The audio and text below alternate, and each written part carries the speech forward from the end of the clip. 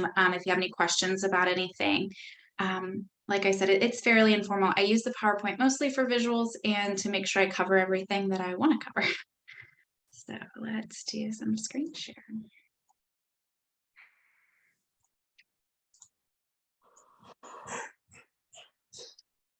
And we're going to start.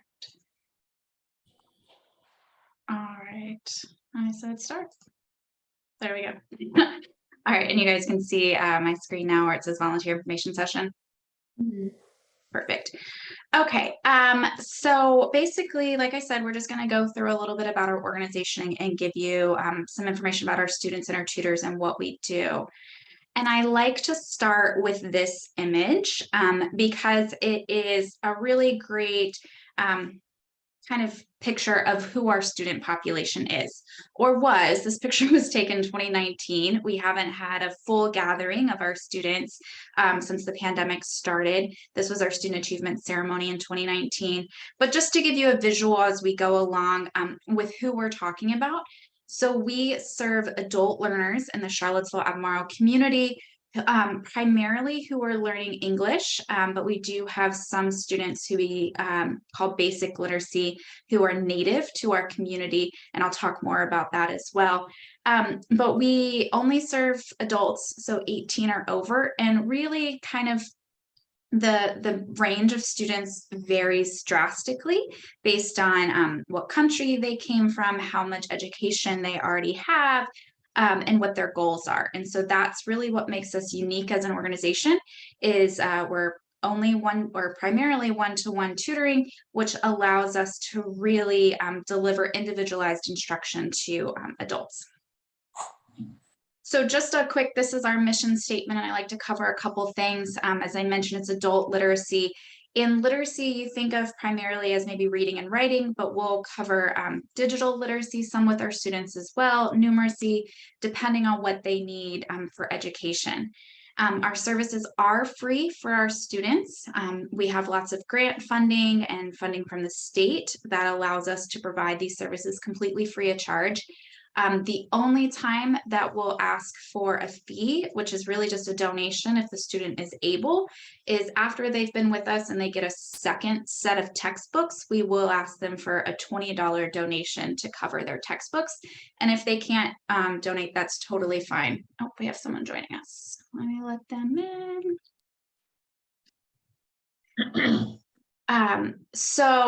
As I mentioned, so it's free with that fee sometimes as a donation for our textbooks. And confidential, I get some questions about that sometimes, like, oh, am I not allowed to tell anyone that I volunteer for you? And that's not the case at all. When we say confidential, because this is one-to-one tutoring and you're developing a very close relationship with your student, we just ask that you keep their personal information confidential, that you don't, tell the world, all the privacy kind of things that you're learning about your student. And then again, primarily it's one-to-one English, and then citizenship tutoring has really exploded over the last few years. So I'll talk a little bit more about that. Charles, thanks for joining us. If you have any questions, feel free to interrupt me at any time. Thank you. All right. Okay, so what are our goals as an organization? Again, primarily enable adults to reach their potential through literacy. That is first and foremost what we are here to do. But because we are volunteer-led, we couldn't do anything without our volunteers. We really see it as a large goal of our organization to support our volunteer tutors. And so we provide lots of training, supervision, and resources to make sure our volunteers have what they need to be successful in what they're doing. And then we work very collaboratively with other community service agencies to deliver services to our student population. A great example is our relationship with the IRC, or the International Rescue Committee. They will resettle refugees in our community, and they provide initial services once the refugee arrives. And then they usually will refer them to us for additional education resources. And then when that student is ready to apply for U.S. citizenship, they'll go back to the IRC, who has lawyers that'll help them fill out the paperwork, and they'll do all of that. And then they'll come to us to study and prepare for that test. So it's a really great collaborative relationship to make sure that the students have everything that they need. And so there's a couple more examples, but that's probably the most primary one that of who we work with on a close relationship. And lastly, we continually evaluate and improve our program all the time. So as a volunteer, our students, our staff, we are always looking to improve. So after every training or workshop, we might ask our volunteers to provide feedback to say, hey, how could we have done this better? Or what topics would you like to see us cover more of? And the same thing with our students. Annually, we'll check in with our students and see how things are going, how they're learning, how we could deliver services better. So we are constantly asking for feedback and hopefully implementing that in a way that continues to improve our program. So a little bit about our student population. Last year, we had 323 adult learners in our program, and 4% were basic literacy. And I mentioned, so basic literacy are students who are native to the United States. They may have gone through the public school system and never graduated. Maybe they dropped out early, or and we have some cases, especially some of our older students, who were kind of pushed through the school system pretty quickly, but they never quite grasped how to read, which is very sad when you hear some of these stories. There's a gentleman who I've talked to who was really good at sports back in the 60s. And so he was just passed along because he could play baseball, but he never fully learned how to read. So he came to us. So most of the students who fall into our basic literacy category, they are working towards something like a GED, so that high school equivalency. Or we had a gentleman a couple of years ago who dropped out of high school, and he was an auto mechanic, was very successful, liked what he did, but he wanted to be able to do state inspections on cars, but he couldn't read the manual that he needed to pass that test. So he came to us with a very specific goal that his tutor was able to help him achieve. And so the 96% of our student population who are learning English as a second or other language make up the bulk of our population of students. We have a very large immigrant and refugee community here in Charlottesville. And so those students who come to us are, they might speak 4 or 5 different languages, but they're really trying to grasp English for whatever their goals might be, whether it's workplace related, family, move on to higher education, and we'll kind of talk through those. But our students last year came from 40 different countries, speaking 41 different languages, first languages. And so I like to do just a quick kind of gauge what people think. So if you had to kind of just shout out the top 5 countries that you think we see the most students from right now, any ideas? Guatemala. Oh, actually, that's not on the list. But Brazil. no. Mexico. Mexico is on the list, so I'll show you. Right now, the #1 country we're seeing students from is Afghanistan. And I've been with the organization since 2016, and Afghanistan has been kind of sneaking up the list. Mexico used to be at the top. So Afghanistan kind of overtook them last year. If you kind of think through what's going on politically and world events with Afghanistan, that makes a little bit of sense. And I mentioned our close relationship with the IRC. So International Rescue Committee has offices all around the country.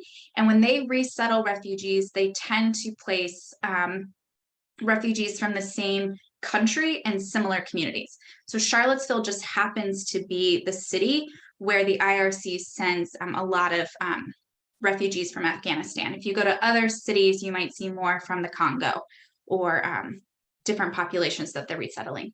So here we have students from Afghanistan, Mexico, Iraq, Syria, and Honduras. Those are the top 5 that we're seeing right now.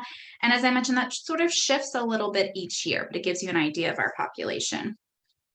And then given that, any ideas on the top 5 languages that we see in our office? Spanish, of course. Spanish, yep. Yeah, so Spanish is #1, and then Dari, Arabic, Pashto, and then of course English, because we do have those native English speakers who we are serving as well. So that's sort of just a general overview of our student population. May I ask you a question? Yeah. On the 23 students that you had, what's the total population that you're drawing from? Do you know? The total population, like in our entire city, or of just adult learners? Refugees that you're drawing from? I'm not 100% sure, but Stephen might know, and I can have him follow up with you on that data. Well, I'm sure we'll get it when we visit on the 28th. Yeah. I'm making a note, so I make sure. I just think in our area here, we've had like 7,000 foreign-born people in this area. And I know we have those numbers somewhere, so we'll make sure that we have the most up-to-date for the training on the 28th. So just some information about our students. As I mentioned, it is primarily one-to-one. So when all of our students come to us, they do an initial intake with a staff member who determines their level. And they also will work with the student to evaluate what their goals are. Essentially, why are you here? What are you looking to achieve?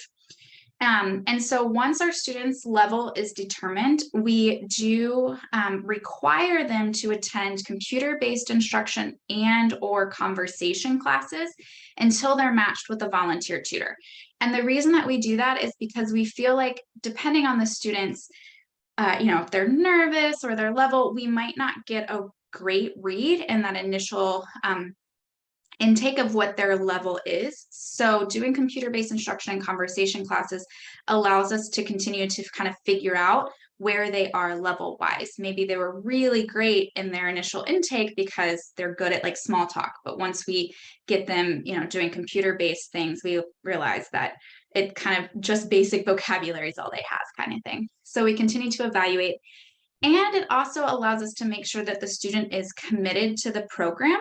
If they're not showing up for conversation class or computer-based instruction, they probably won't show up for a volunteer tutor. So it allows us to give them a little bit of time to see their level of commitment as well. So once a student is ready to be matched with a tutor, they've already been in our program for 4 to 6 weeks through that evaluation program. And then, as I mentioned, everything is focused on individualized instruction. So I like to give this family as my example of what individualized instruction could look like. So this family arrived in the United States in June of 2019, and then they enrolled with us in July of 2019. So just a month after they arrived. They were originally from Afghanistan, but then lived in Iran and Turkey for several years before they came to the United States. And so I'm just kind of mention, I don't know if you can see my pointer over here. So the student up front, he was 20 when he came to the United States. So this is Ali. And then his sister was 25, his mom, in her 50s. So just kind of give you an idea of their ages and what they were looking for when they came. They all enrolled with us. And so Ali, who was the youngest, worked with a tutor, and his goal is to go into the medical field. And so he worked with a tutor for 2 years. He started volunteering at the hospital in order to start getting exposure, and was able to work with his tutor, get through our program, and then transfer to PVCC and get some credits under his belt, and then transfer to UVA. All within, let's see, he got here in 2019 and it's 2023, and he's at UVA now, which we think is incredible that he was able to make that big jump. And actually, Ali, Syed, and Saher, all 3 siblings are at UVA together right now. So they were young, they were committed, and they had started their education early while they were in Turkey, to kind of give you an idea. Now, if you take Fatima as an example of someone who's a little bit older, obviously her goal is not to go into higher education. So she really wanted to, 1, help support her children, but 2, she was a seamstress back in Afghanistan and then in Turkey, and her goal was to start her own business here in the United States doing that work. So she worked with her tutor to develop enough English skills to feel confident, and then in 2021, she was able to open her own business here in the United States, her own tailoring company. So all of this children have moved on. They're not in our program anymore, but Fatima and her husband still are, because they're still working. It takes just a little bit longer for that older generation to grasp some of these concepts, but that kind of gives you an idea as far as ages and breakdown and different goals that our students are working on. and they're just a wonderful, lovely family. So they're my example today. So one-to-one tutoring, it looks a little different for everyone right now in our program.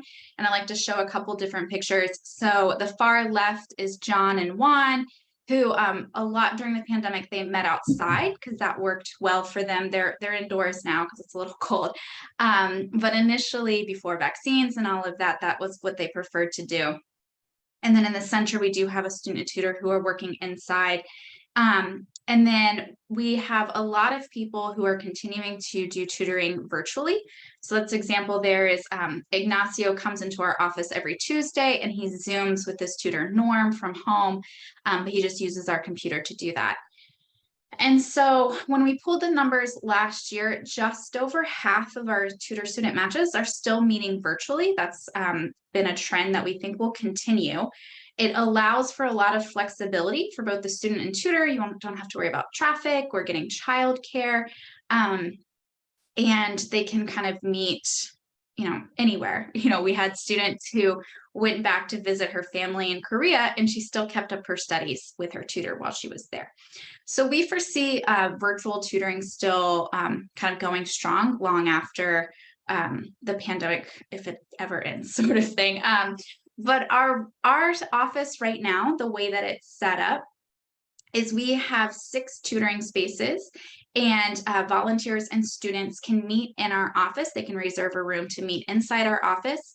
And we do require vaccination from anyone who meets in our office, but we do not require masks within our office, just to kind of give you an idea what that looks like. And so people will do a variety of different methods of meeting to whatever makes them most comfortable.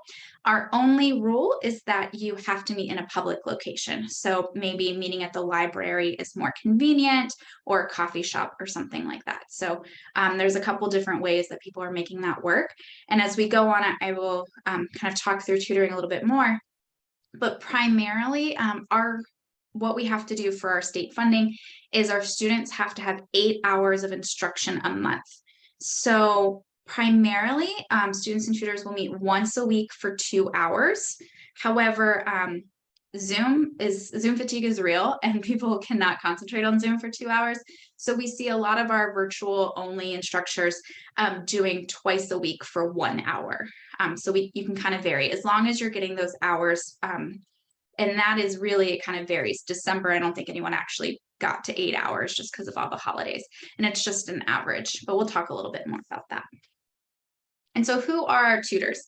I mentioned our tutoring room. So this picture is in one of our tutoring rooms. They all have computers, whiteboards, maps, and anything you might need to work with your student. So we had 214 volunteer tutors last year that delivered 7,358 instructional hours. And as I mentioned, those instructional hours, 8 hours a month is kind of the goal that you're working towards. And that doesn't necessarily have to be in a face-to-face meeting or a Zoom meeting. Maybe you have a really high-level student and you work on sending emails back and forth. You can kind of track how long that might be taking. Or during the beginning of the pandemic, when everyone was still trying to figure everything out, lots of people were just having general phone calls to check in with their student. And those will count as instructional hours too, because the student is having to use English and communicate with you. So you can, those instructional hours can be made up in lots of different ways. So what are the types of tutoring within our program? We talked about English for speakers of other languages is primarily what a lot of our students are working towards. Basic literacy is for those native English speakers, and these are just kind of acronyms you might hear around our office. And then there's high school equivalency, and most people are familiar with GED, but the NEDP program is becoming more popular. So that's the National External Diploma Program. And I like to kind of oversimplify it, but GED is really test-based. So the students are preparing to take tests in different subjects. NEDP is going to be more kind of project-based. There's different modules that the students have to move through and be able to pass through before they can move on to the next one. And it's really more real world putting things into practice. So the Adult Learning Center, which is through Piedmont Virginia Community College, PVCC, they will help a learner determine what's going to be better for them, whether it's test-based or project-based, and they'll help them get into one of those programs, and they send them to us for that support. And then math will kind of come into play with those. And we're not doing any higher level math. If you're in college and you need math help, that's not what we're here for. We're just for those who are working on math to pass one of those high school equivalencies. And then I mentioned our citizenship program really exploded over the last 2 years, which is great. Essentially, we were one of the first to be able to take our citizenship program completely virtual. So that allowed us to really build up a lot of steam during the pandemic. And we found that a virtual citizenship program was really convenient for our students because they're usually a family unit taking the class. So like maybe a husband and wife, and before only one of them could take a class because the other one had to stay at home with the kids. But now they can take the classes together because they're at home. And so we have a really robust program. We have a citizenship coordinator on staff. That's her entire job, is to make sure our students and our tutors who are working towards citizenship are very successful. We do offer small group citizenship classes, which are all on Zoom, and those are taught both by our citizenship coordinator and volunteers who are interested in that program. And then students who are working towards citizenship, they'll be asked, do you want to do small group? Do you want to do one-on-one, or do you want to do both? And most cases, students want to do both. And so working one-on-one with a tutor is going to help kind of reinforce what they're learning in the class. And Catherine, our citizenship coordinator, will give all of our tutors who work in that program more resources than you will ever need as far as what the student will need to know in order to pass their test and become a citizen. In my mind, citizenship tutoring is very, very rewarding, but it's also it's a little bit simpler because you know exactly what the student needs to know by exactly the date that they need to know it.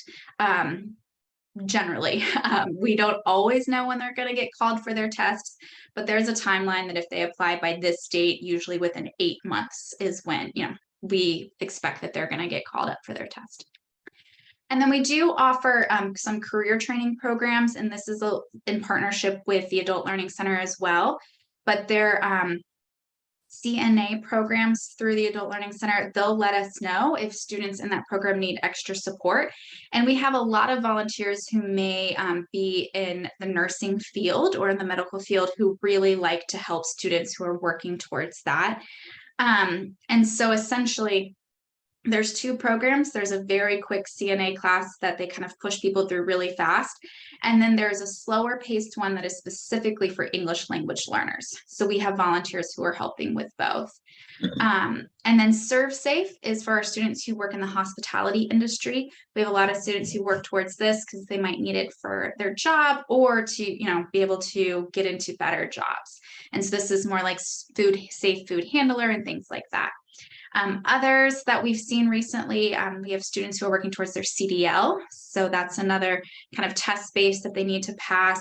Or, sorry, my dog behind us, if he gets too distracting, I'll kick him out. He's making noises and distracting me. So CDL is a big one. And then you might see we had a student a couple of years ago, like I said, who was working towards a certification to help with his auto mechanic business. So whatever the student's working towards, hopefully we can help get them into the right program and support them as they're working towards that goal. So now that you've heard me talk a lot about our programs, what are our volunteer needs? First and foremost is one-to-one instruction, because that's primarily what we do. I mentioned that we do have some small groups. So whether that's citizenship small groups or conversation classes, we do have volunteer tutors who will run a conversation class for us, which are all drop-in. So sometimes you might have 2 students, sometimes you might have 10 students. Right now, those are all on Zoom still. And that's just helping students get comfortable and build their confidence in talking with others. Some of them are focused on a particular topic. We have one that is a book group. So our students will read kind of low-level books together and discuss. We have one that is for current events. So they read News for You, which is an adult learner newspaper, and discuss current events together. In the past, we've had a small group that was technology based. So we had a student from UVA who wanted to teach kind of basic technology to students. That was his small group. So we have a couple different options there if you're interested in more of a small group setting than one-to-one. We always look for office assistants as well, whether it's working at the front desk or doing something like data entry.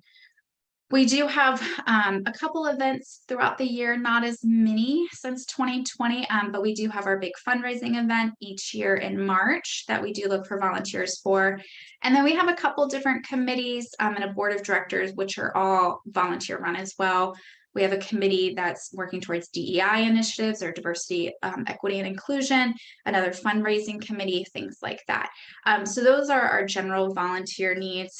But today, obviously, I was focusing primarily on our one-to-one instruction and letting you know more about our program there. So what does it take to be a volunteer tutor within our program? Because we only work with adults, we do ask that all of our volunteers are also adults, so you have to be at least 18 years old. Solid reading, writing, and oral communication skills. You don't have to have an education background or be a teacher, but having those solid skills are going to be important as you're helping teach those to others. Listening and organization. Listening really comes into play as you're trying to figure out or help your student figure out what their goals are and to really individualize their instruction for them. Patience and flexibility. Working with adults, you're gonna need it because life happens. So maybe one week their goal is to work towards getting their citizenship, but then the next week they're like, oh, actually, first, I really want to be able to get my GED, so then your goal might switch and you might have to completely change what you were working towards with your student. I also give an example that you may have a really great lesson plan for the day and your student comes in and they hand you a piece of paper from work and they're like, I need to know all of this by tomorrow. So you're just going to put your lesson to the side and help them with what they need in the moment. And that's kind of the beauty of individualized instruction. And then we do ask all of our volunteers to complete a background check. We do that through Sterling Volunteers. It's very simple. It's all online, and we'll go over that more in the tutor training. And so what are our expectations from our volunteer tutors? We do ask for a year of service, and that is primarily because we feel like it takes about that long to help a student reach their goal. Now, say you're matched with a citizenship student and they pass their test within 6 months and they're done. We'll say, okay, your student is done. Do you want to continue, or are you done as well and want to move on to another volunteer opportunity? So we're not going to chain you to those 12 months, but we just feel like in general, that's about how long it takes a student to reach their goals. Now, I will say that we've had students, as I said, I've been here since 2016, who have been with us the entire time that I've been here, if not longer. So we do have students who might be around for a very long time, depending on what sort of goals they're working toward.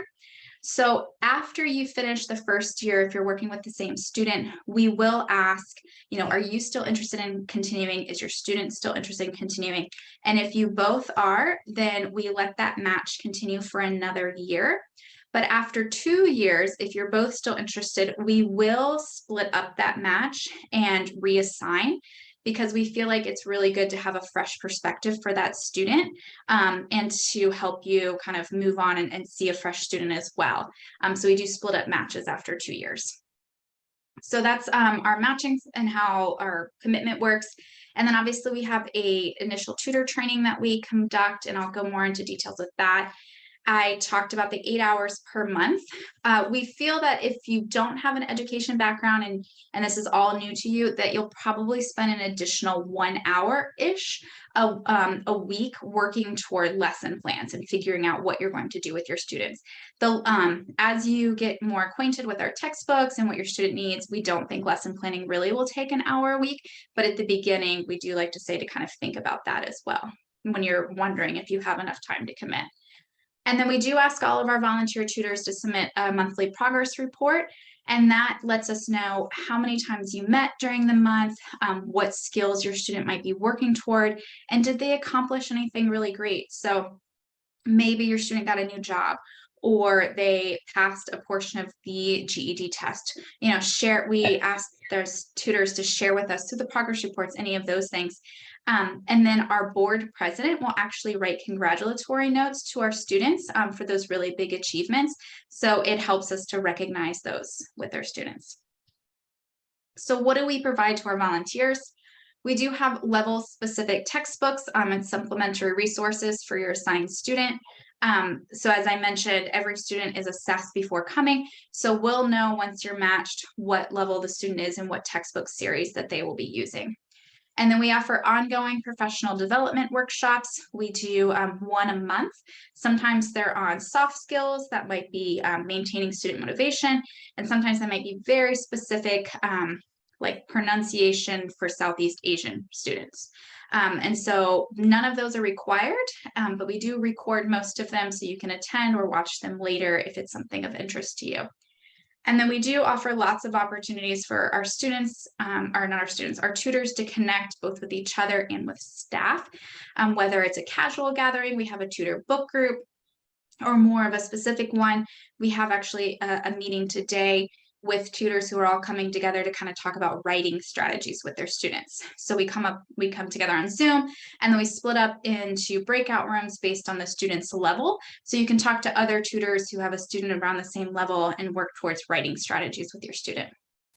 And then I put together a weekly newsletter every week. It comes out on Mondays, and it might have tutor tips, resources, other helpful information, maybe a reminder that tutor reports are due, or we were just closed for the holidays, what our hours might be.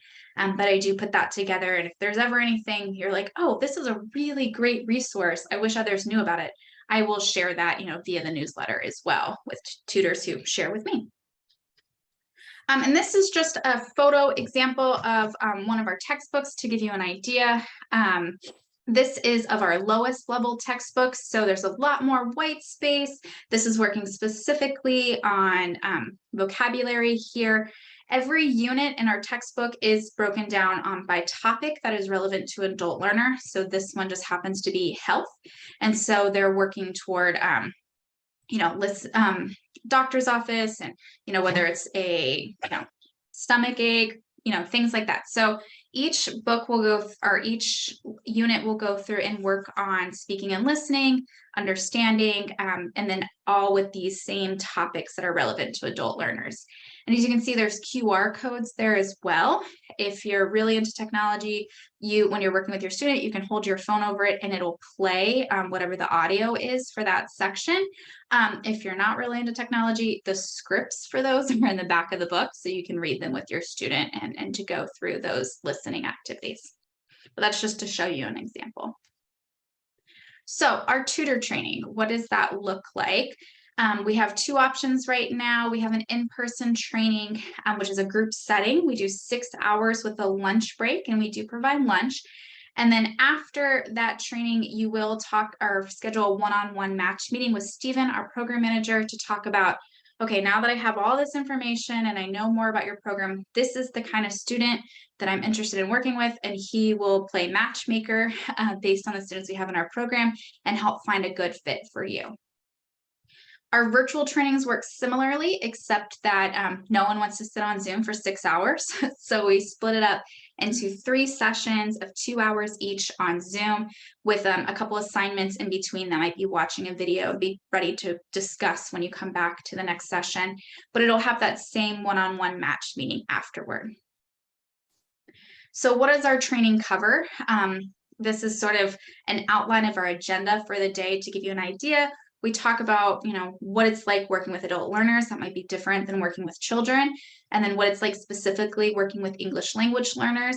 And then we go over our textbook series, and we show you how it's used and how it's developed, and varies by level. And then we talk about what a basic outline for a lesson would look like working with your student. At lunch, we bring in current tutors who talk about their experiences and answer questions, and we put them on a panel. And then after lunch, we explore the standards of education that we have to use for the state of Virginia. So we talk about what that looks like. And then we go through what a tutor report will look like when you fill those out after meeting with your student. And then we talk through that whole matching process of finding the right student for you. and then what your first meeting and your first month might look like working with a student.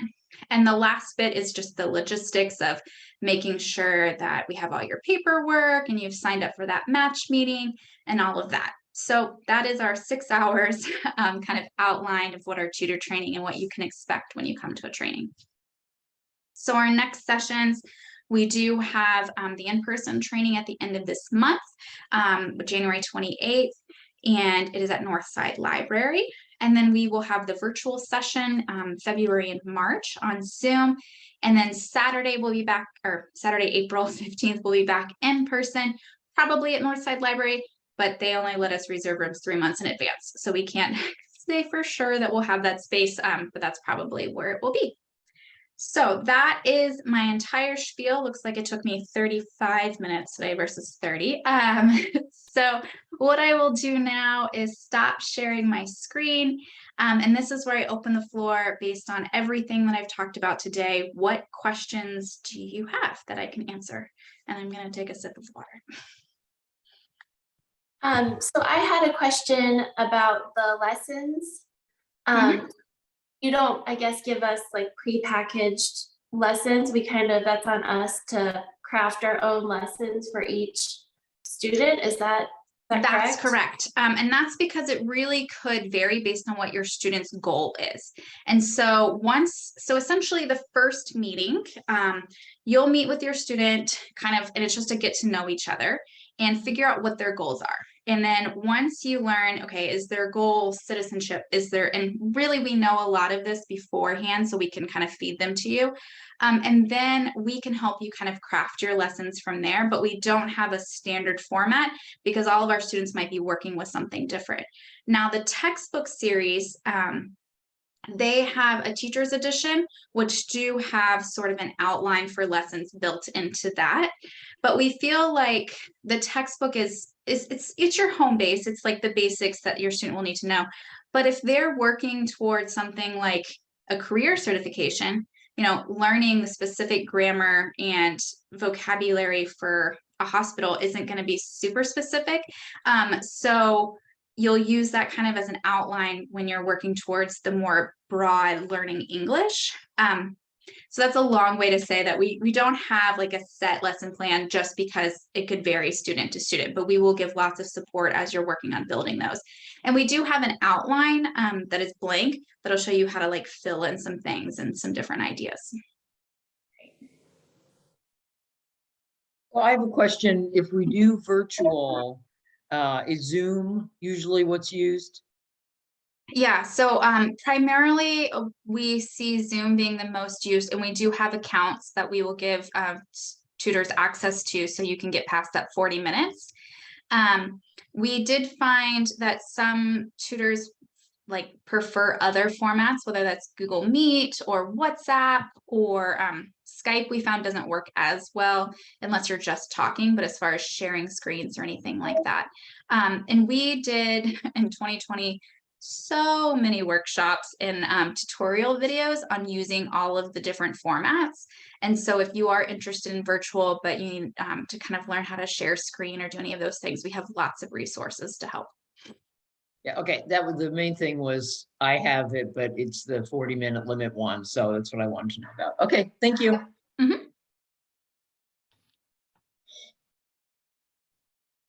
I have another question. You talked about the tutor reports. Mm-hmm.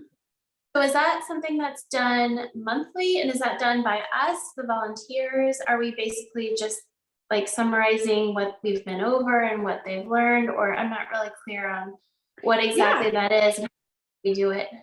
Yeah, and so we will spend a big chunk of the tutor training kind of going over that as well.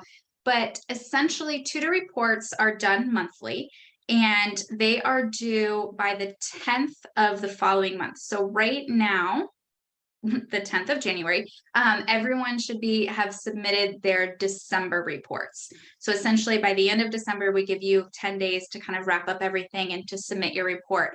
And it is an online Google form. And what you'll do is say the first question, obviously, is your name and your student's name, but then how many meetings did you have? So maybe you had 2 meetings. And so then it'll auto-populate and let you select the date of that meeting and then let us know, did you meet for 2 hours? Did you meet for an hour? And then after that, it's kind of like check boxes, did your student achieve any goals? And you can skip that if they didn't achieve anything that month. And then did you work on anything specific? And then there's lots of kind of boxes where you can fill in short answer. Stephen will also say this is like, if you're struggling with something, you could write that into your tutor report. Like, oh man, my student really seems to not be able to grasp the differences between there, and there, any suggestions. And he reads and responds to all of them. But if you have like a very specific pressing question, he's like, just email me because it'll be faster. Because he usually has like 100 in his inbox, by the 10th of each month. And they are, like I said, they're a Google form, so they're fairly simple, but they can get a little clunky. So we do go over it in training to kind of make sure that everyone understands how they're submitted. And they're on our website, like the link for it, you'll get a resource document that has the link for it there. And then in the tutor newsletters, there's always a big reminder at the beginning of the month when they're due. So you can just click and submit them through the newsletter. And we do have a little incentive program to fill out your tutor reports. We do every month on the 11th. So tomorrow I will draw a name from everyone who's turned in their December reports. And we have kind of like a tutor swag bag. It is a bag that has our logo on it and a face mask because COVID, and just everything that's kind of branded, and usually a gift card from a local business as well. And so that's sort of just an extra incentive to get everyone to turn in their reports on time. One thing I will add there, because it's sort of relevant right now, as I mentioned, so we have the 8 hours of instruction a month is what we're aiming for. So let's say in December, you were going to be gone for 2 weeks traveling, or your student was going to be gone. Your student can attend conversation classes or do computer-based instruction to make those hours, and you don't need to report those, because we collect, the rosters from conversation classes, and we can see their computer hours on the back. So say you only submitted your report for 4 hours because that's all you met with your student. We will have from the other sources, the conversation classes and computer, that they had another 4 hours in those places. So you don't need to report when they're getting instructional hours in other places.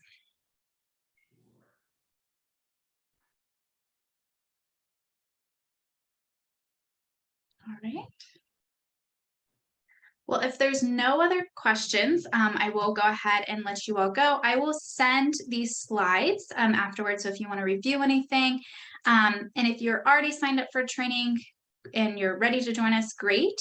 If you're signed up for training and then this was super overwhelming and you're like, I don't know if I can do this anymore, that's okay too. That's why we do these information sessions. So you can just email me back and let me know. Or if you think of other questions, I'm always available and I'm happy to answer them. So I want to thank you all for sharing some time with me this morning, and I hope you enjoy the rest of your day.